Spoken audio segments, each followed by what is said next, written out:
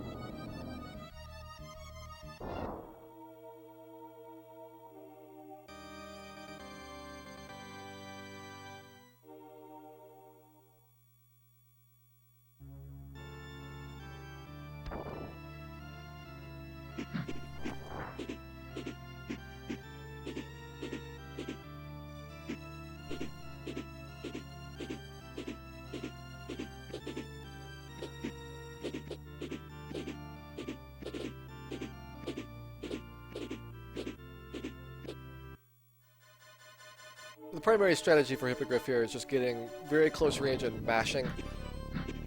We have to be careful because he will be varying his altitude as well, so you're kind of matching that as well.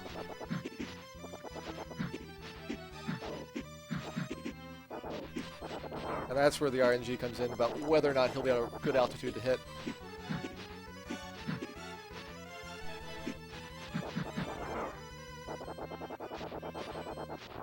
And that would be an example of a really, really good luck fight against him, where he pretty much stayed in a place where I could hit him constantly. You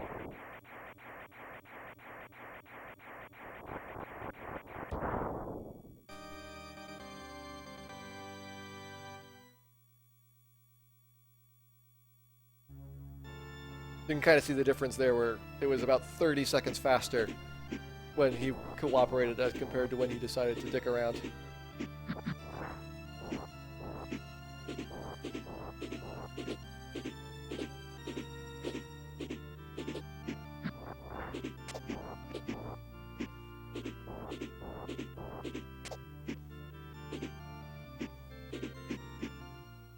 As much as possible, I try to be on the ground and jumping, which is the fastest movement mechanic here. Your flight speed is a little bit slower than your walking speed, and your jumping speed is a little bit faster than your ordinary walk speed, so kind of that quick bounce is kind of where the sweet spot is.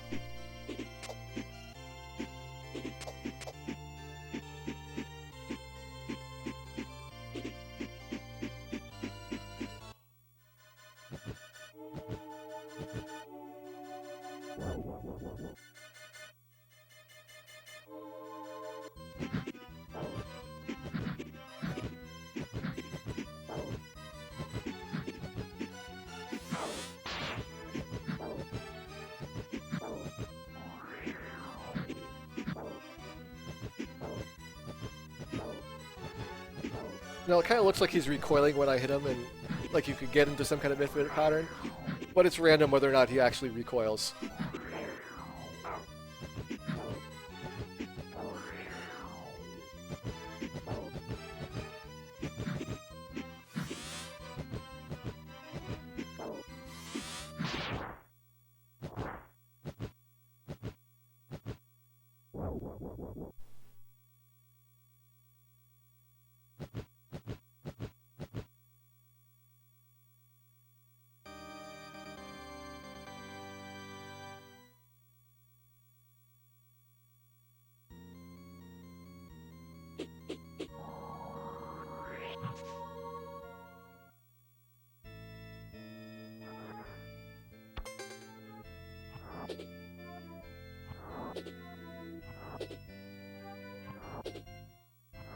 Once you have the Earth Gargoyle here, the dash mechanic is suddenly the fastest way of travel, but it's also really awkwardly positioned because if you hit the D-pad at all to change direction, it'll cancel your dash. So you kind of have to do very long and fluid motions in order to make it across here with it.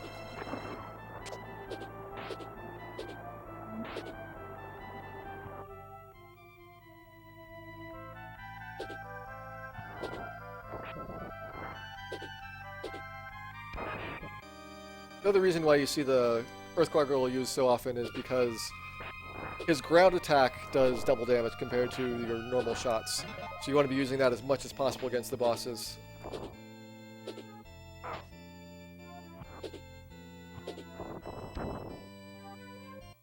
And I may have screwed myself for Belth, but we'll see how it goes.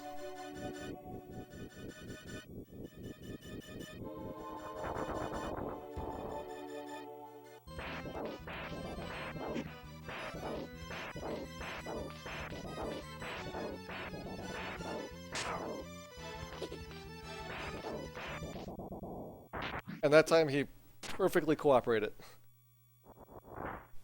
Just more RNG for this game.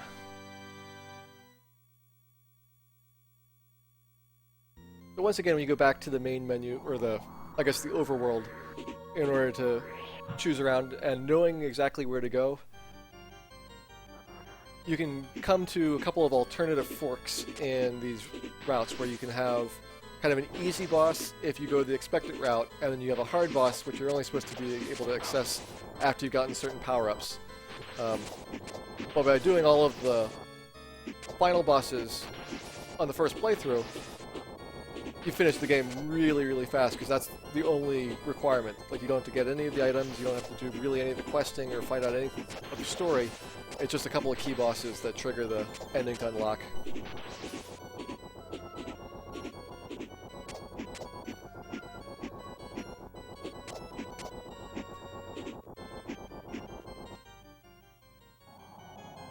So here, if I fall down, I would go to the normal expected path. And by staying up here, which you're not supposed to do until you've got the flight gargoyle, I go to the flyer boss, who is going to be our second major obstacle.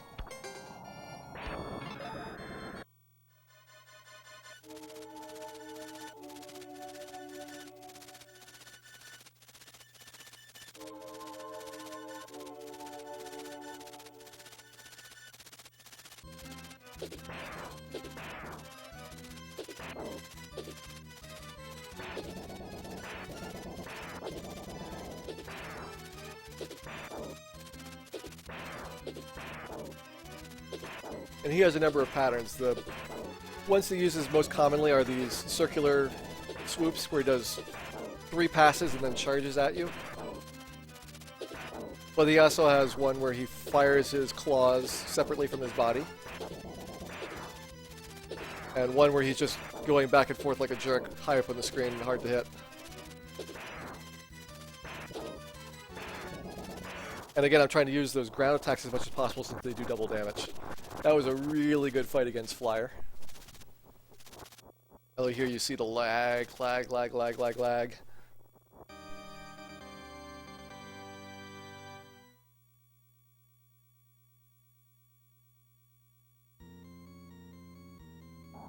And now we actually only have to do one more boss before we can get to the final castle. Unfortunately, this one is one of the longer stages where you go through the jungle here.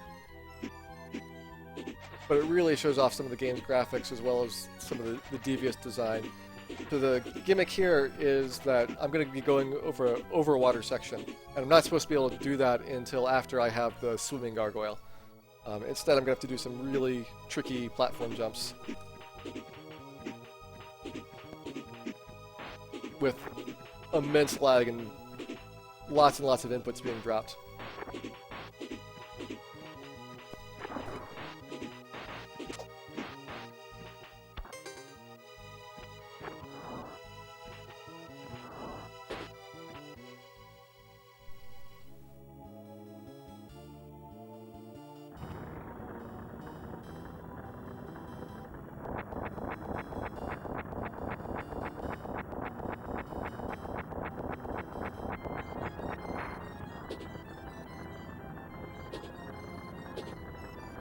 There's a couple different routes that you can go through here. The fastest route is taking the Earth Gargoyle like this, and unfortunately there's a couple of sections where his movement mechanic is just not very well equipped to deal with the pattern of fireballs, but overall he's faster than using the flyer. The flyer can dodge everything, but he's slower traveling because he doesn't have this super dash move. And now we get Flame Lord.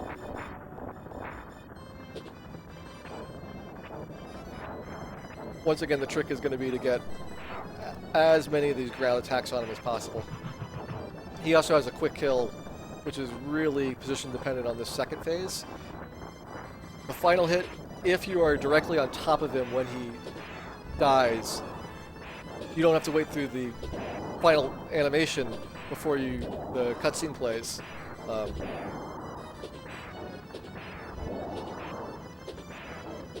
But I probably get that maybe 1 out of 6 times. Like there. You have to really carefully count the shots in order to hit it just right. And he has to be doing the swooping pattern in order to optimally get the time on it.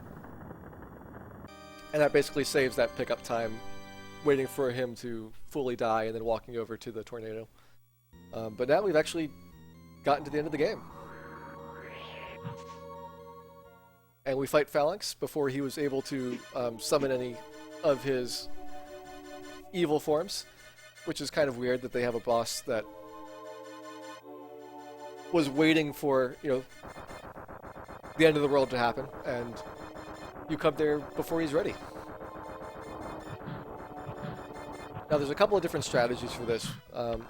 One strategy is using the Earth Gargoyle like I was doing on the other bosses, and the other is using the Claw. The Claw here is actually widely considered the worst weapon in the game. But against this guy he's relatively good because you don't have many options for dealing with the configuration of the arena.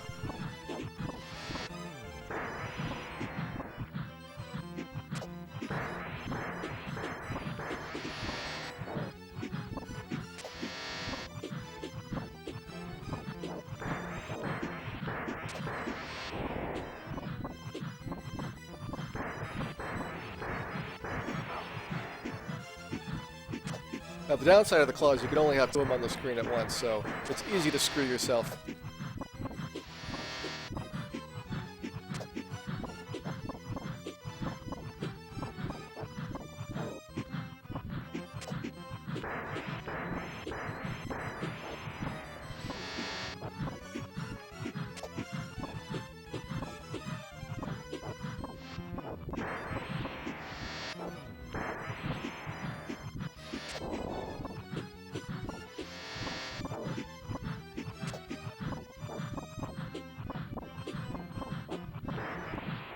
And that was Gargoyle's Quest for the Super Nintendo, which is surprisingly short for a Super Nintendo game, but still pretty fun if you deal with the challenging bosses.